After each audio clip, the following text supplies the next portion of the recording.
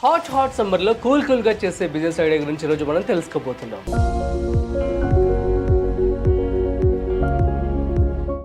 Fruit juice shop. ఇది సమ్మర్లో మంచి డిమాండ్ ఉంటుంది. సమ్మర్ అనే కాదు, సీజన్ బట్టి మీరు ఆ యొక్క ఫ్రూట్స్ కనుక తీసుకొచ్చినట్లయితే మంచి డిమాండ్ ఉంటుంది ఈ బిజినెస్కి.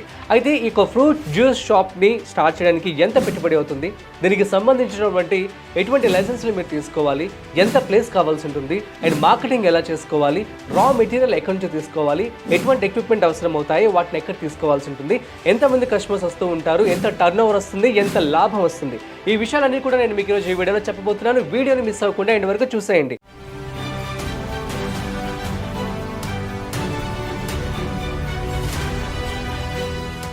నమస్తే, welcome to business buzz with Rajeev Pasupuleti on freedom app.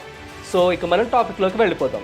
So fruit juice shop, ఈ బిజినెస్కి ఎప్పటికీ కూడాను మంచి డిమాండ్ ఉంటుంది. సో ఇది తక్కువ పెట్టుబడితో మీరు పెట్టుబడి చేసినా ఎక్కువ లాభాలను మీకు తెచ్చబడుతుంది. అయితే ముఖ్యంగా ఈ యొక్క బిజినెస్ స్టార్ట్ చేయడానికి ఒక ప్లేస్ అనేది ఇంపార్టెంట్. సో ప్లేస్ వచ్చేసి మీకు 100 నుంచి 150 స్క్వేర్ ఫీట్ ఆఫ్ ప్లేస్ అయితే సరిపోతుంది.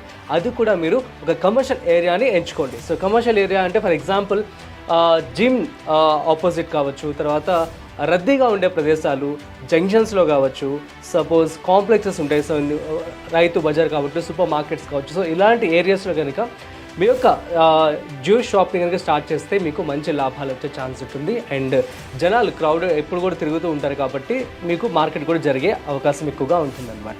సో ఇటువంటి ప్లేసెస్ని మీరు ఎంచుకోండి. ఇక నెంబర్ 2 వచ్చేసి దీనికి సంబంధించి పెట్టుబడి కేవలం మీరు మినిమంలో అయితే 50,000 రూపాయలు, ఇంకా లేదు అనుకుంటే 1,00,000-1,50,000 మ్యాక్సిమం 2 lakhs వరకు కనుక మీరు పెట్టుకున్నట్లయితే మంచిగా ఒక ఇంటీరియర్ కూడా దానికి చేసుకుంటే బాగుంటుందన్నమాట. సో సిట్టింగ్ కెపాసిటీ కూడా, సో ఫర్ ఎగ్జాంపుల్ ఒక 4 నుంచి ఒక 6 మెంబర్కి సరిపడేటువంటి ప్లేస్ అయితే మీరు చూసుకుంటే సరిపోతుంది. అండ్ ఇంకా raw material. So raw material విషయానికి వచ్చేస్తే మీరు డైరెక్ట్గా ఫ్రూట్స్ ఎవరైతే డిస్ట్రిబ్యూట్ చేస్తూ ఉంటారో వాళ్ళతో డీల్ కుదుర్చుకొని ప్రతిరోజు కూడా ఫ్రూట్స్ పంపమని చెప్పండి, according to the seasonal fruits ఏవైతే ఉంటాయో. ఫర్ ఎగ్జాంపుల్ ఇప్పుడు రాబోయే కాలంలో మ్యాంగోస్ చాలా ఫేమస్ కాబట్టి మ్యాంగో ఫార్మర్స్ దగ్గరికి వెళ్ళిపోయి వాళ్ళతో మాట్లాడి వాళ్ళని కనుక మీకు డైరెక్ట్గా ఇవ్వమని చెప్పినట్లయితే సో వాళ్ళకి మీకు ఇద్దరికి కూడా మంచి ప్రాఫిట్ వచ్చే ఛాన్స్ ఉంటుంది. ఎందుకంటే వాళ్ళు మళ్ళీ వచ్చేసి డిస్ట్రిబ్యూషన్ దగ్గరికి వెళ్ళి ఒక మామిడి పళ్ళు అమ్మేసిన తర్వాత అక్కడ నుంచి మళ్ళీ మీరు తీసుకోవడం వల్ల రైతులు నష్టపడుతూ ఉంటారు. సో అలాంటి ప్లేసెస్లో, అలాంటి టైమింగ్స్లో మీరు డైరెక్ట్గా రైతులతో మాట్లాడుకొని తెప్పించుకోండి. సో ఈ విధంగా రా మెటీరియల్ మీరు తీసుకోవాల్సి ఉంటుంది.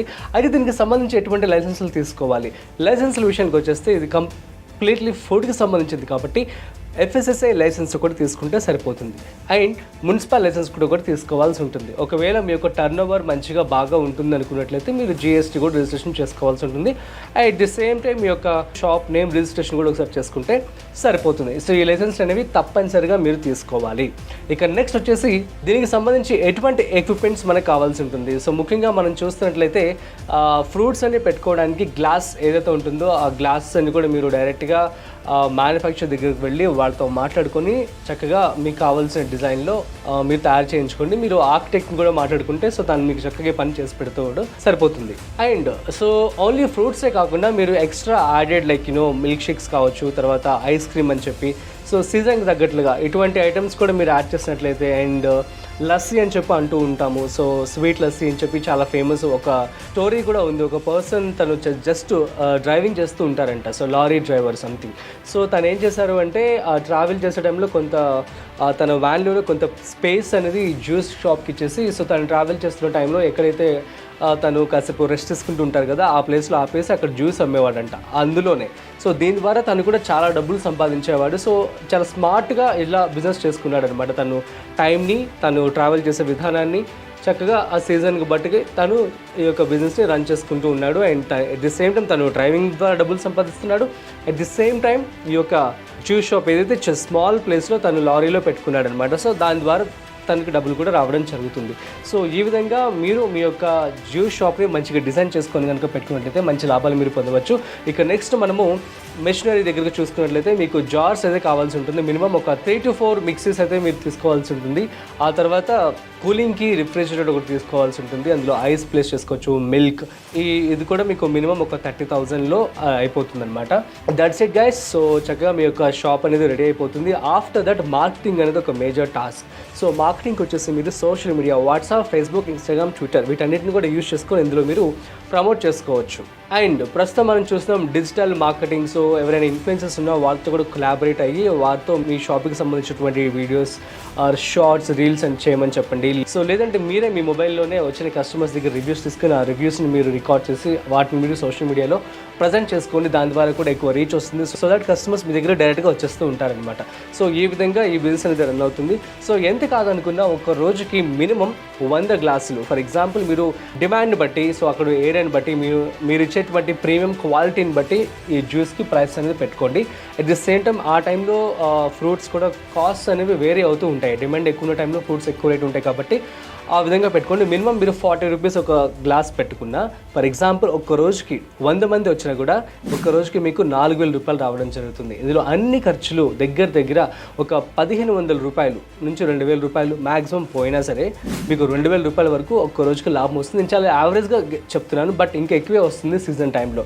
సో ఎంత కాదనుకున్న 30 × 2,000 ఈజీగా మీకు 60,000 రూపాయల వరకు ప్రాఫిట్ వస్తుంది.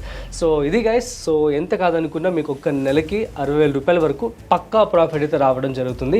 సో మినిమం ఇన్వెస్ట్మెంట్ మీరు ఒక 50,000 ఆర్ 1,00,000 రూపాయలతో కనుక ఈ బిజినెస్ మొదలు పెట్టినట్లయితే, లేదు మీరు కొంచెం పెద్దగానే ఒక 2 lakhs అలా పెట్టుకున్నట్లయితే దానికి తగ్గట్లుగానే మీకు 1,00,000 రూపాయల నుంచి 1,50,000 రూపాయల వరకు ప్రాఫిట్ వచ్చే ఛాన్స్ ఉంటుంది. ఈ విషయం నేను రియల్గా ఎవరైతే బిజినెస్ చేస్తున్నారో వాళ్ళతో మాట్లాడి మీకు ఇన్ఫర్మేషన్ అయితే ఇవ్వడం జరుగుతుంది అనమాట.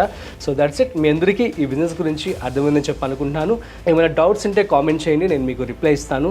So at the same time మన ఫ్రీడమ్ యాప్లో ఆల్మోస్ట్ 1,200కు పైగా business, money, farming related courses అయితే అవైలబుల్గా ఉన్నాయి.